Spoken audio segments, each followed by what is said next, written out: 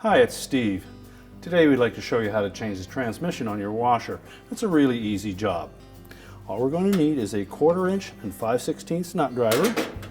We'll need a flat blade screwdriver and a putty knife. You may require a pair of side cutters. We will also need a ratchet extension and a 3/8, 7/16, 1/2 inch, and 3/4 inch sockets. You may also require a rubber hammer, and you will also need a spanner wrench and a large metal hammer. Let me show you how we do it. Now, before we begin this repair, the first thing we'll need to do is to pull the washer out far enough that we can access both the back and sides. We'll need to disconnect the power, the inlet water supply, and the drain hose. Now, our first step can be to remove the agitator. On this model, it is a friction fit, and it's on there very tight, so you'll need a pair of safety gloves to remove the agitator. We'll just get our hands in underneath the skirt and pull up sharply. You may need to get hands under 2 different places.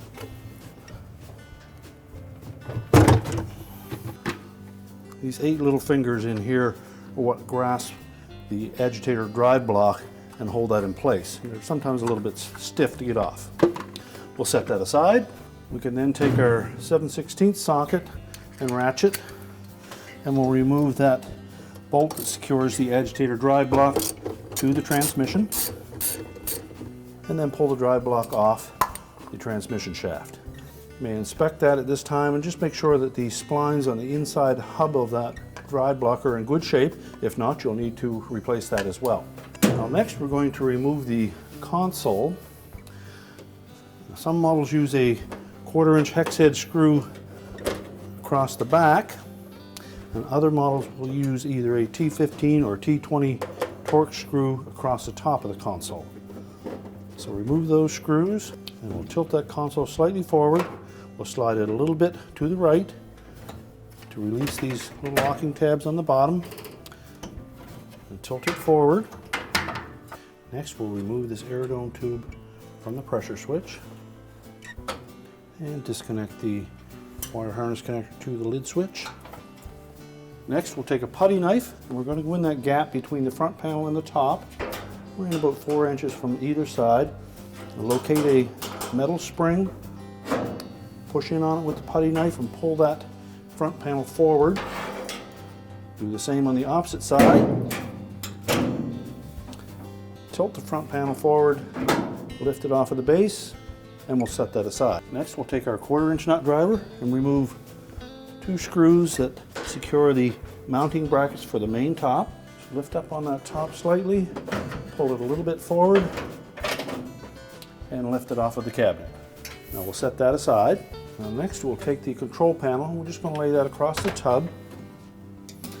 And with our 1/4 inch nut driver, we'll locate 2 1/4 inch hex head screws towards the front of the end caps. Remove those, and then there will either be 2 or 3 1/4 inch hex head screws across the back of the mounting bracket. Remove those as well. You can then take that assembly, disengage it from the cabinet, and along with the control panel, I'm just going to let that hang out over the side of the cabinet out of the way. Now next, we're going to remove the 4 screws that secure the tub mounting straps. So using a 5/16 nut driver, just remove the screws and then lift the dampening straps off of the nipple on that tub cover.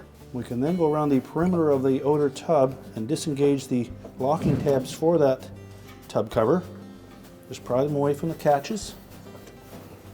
You may need to push down on that tub cover enough to release them. Once all of them are released, we can remove the tub cover and set it aside. Now next, we'll take our spanner wrench and remove that hub nut. Now to remove the tub nut is a left-hand thread. You may be able to see the indication on the edge of that. That means we'll need to turn it clockwise to loosen it. remove the hub nut, and then reach in, just rock that inner tub loose and lift it free. Next, we're going to take that split ring washer off of there. So we'll take a flat blade and just gently pry that apart enough that it'll slide up off the transmission. Inspect that and make sure it's in good shape.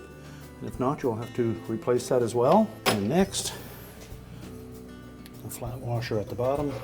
We're now ready to disconnect the wire harness to the motor. Now, to remove the outer tub assembly with the transmission, motor, and motor mounting bracket, we'll first need to remove the tub to pump hose. That has a 5/16 hex head on the clamp. If you can't get at that easily, we can remove the suspension rod for that side. And to do that, we're just going to lift up on the tub, push down on that plastic bushing, and that will allow us to get that suspension rod out of the way. Then we can put the nut driver on that clamp and loosen it. Remember, there may be some water in that hose, so have a means to clean that up, and then pull the hose and clamp off of the tub nipple. Next, we'll remove the wire harness or harnesses attached to the motor. This particular model has only one harness. So compress the locking tabs, pull the connector away, and we'll also need to remove the screw that secures the ground wire to the motor bracket. Now, with the harness and ground wire disconnected, we'll also want to pull this little plastic rivet out of the splash pan. So just depress one side of that rivet, tilt it down in, depress the other side, and pull it out through. And you may wish to disconnect the air dome tube from the side of the tub. Just pull that up and release it. And then we can continue to disconnect the tub supports. Now, once we have all four of those tub suspension rods released, we're just going to tilt that tub out underneath this cross rail on the front. And once we're free of the cabinet, we'll take the whole assembly and we'll turn it upside down. Now, to remove the main drive pulley, we're just going to take a flat blade screwdriver, go down through one of these large holes in the pulley and fit it into one of the holes in the brake. We'll set the socket over the nut, and we're probably going to need to give that a pretty good wrap with a rubber hammer.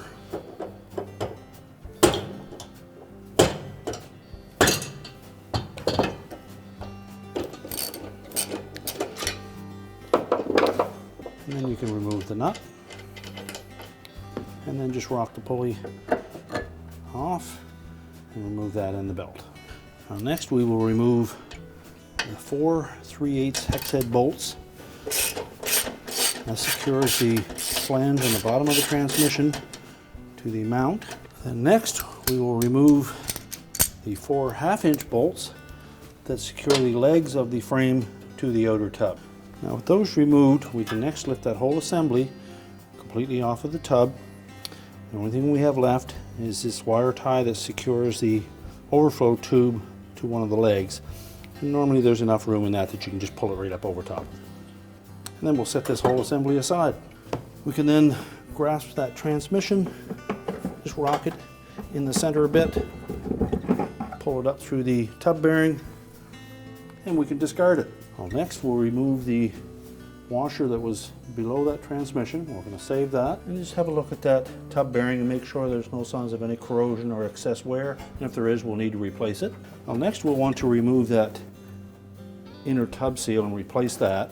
So we'll start by taking the overflow tube off the side of the tub. Just set it aside. And then we're going to pry that old seal out just with a flat blade screwdriver. Just remove that old seal, clean up any excess soap residue that may be in that opening, and then we can press the new seal into place.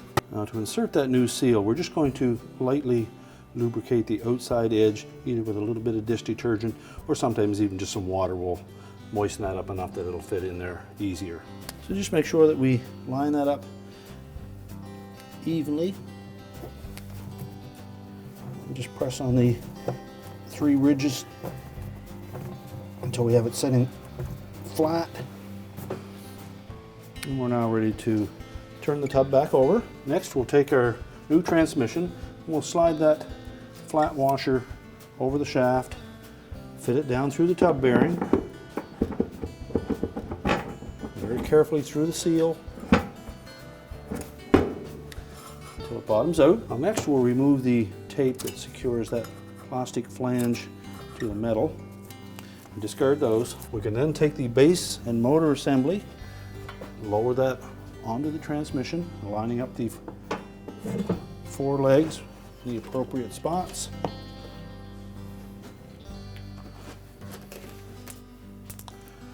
And we'll just start each of those 4 bolts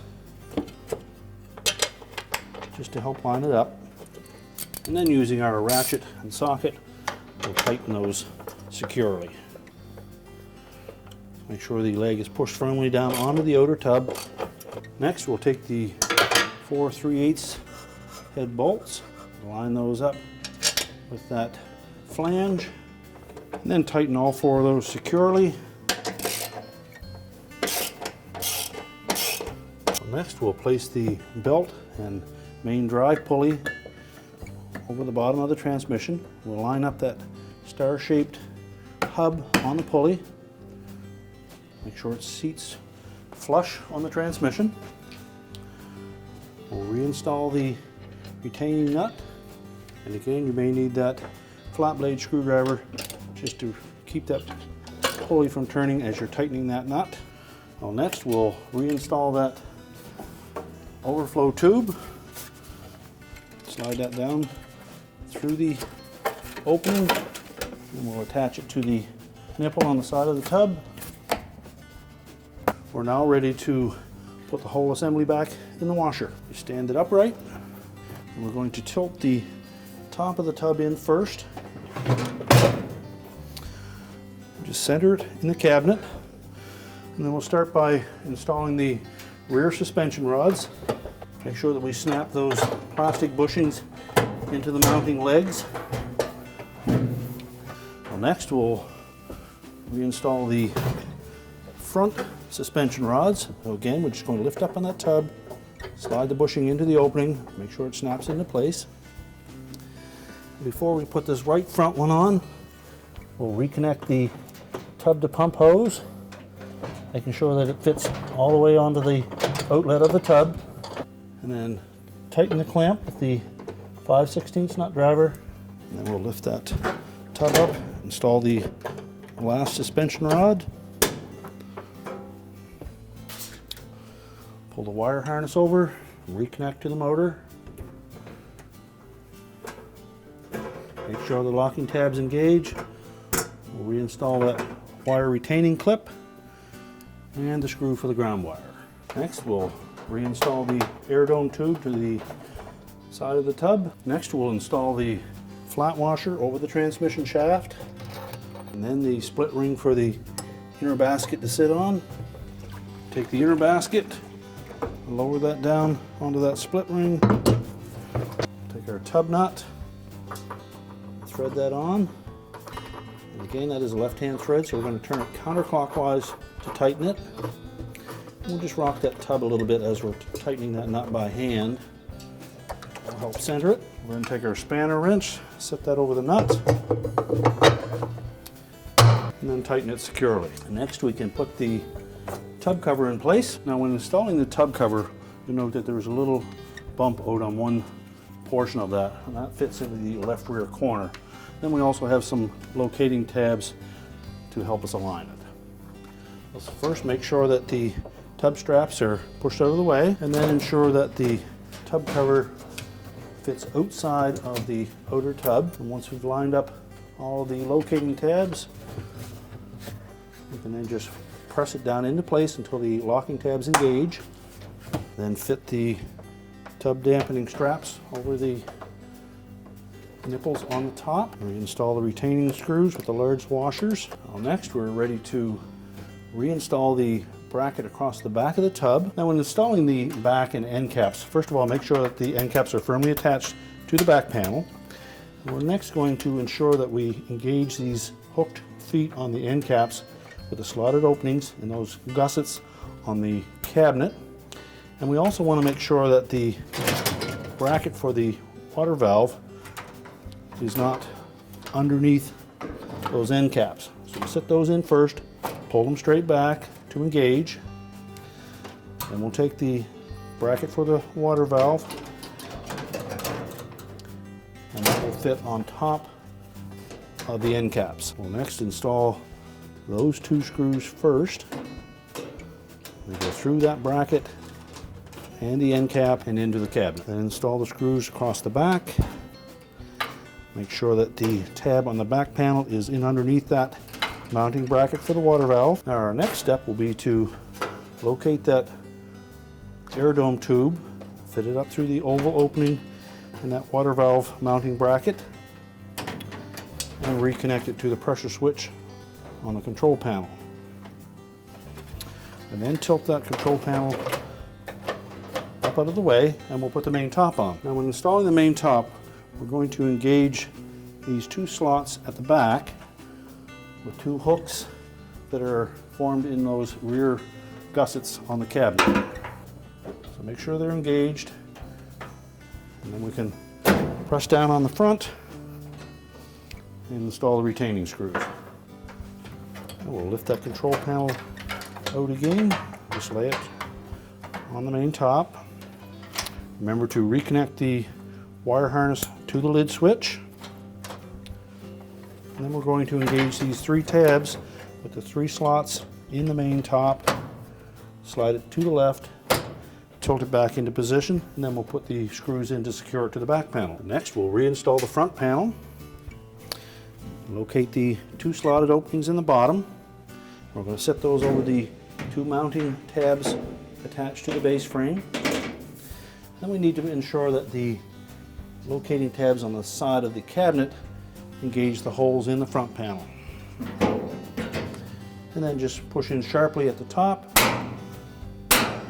engage the clips under the main top.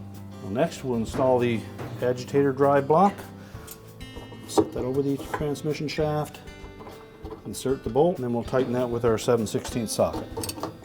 Next we're going to install the agitator, and you'll note that there are 4 long splines in the barrel of that agitator, and those will line up with 4 splines on that drive block.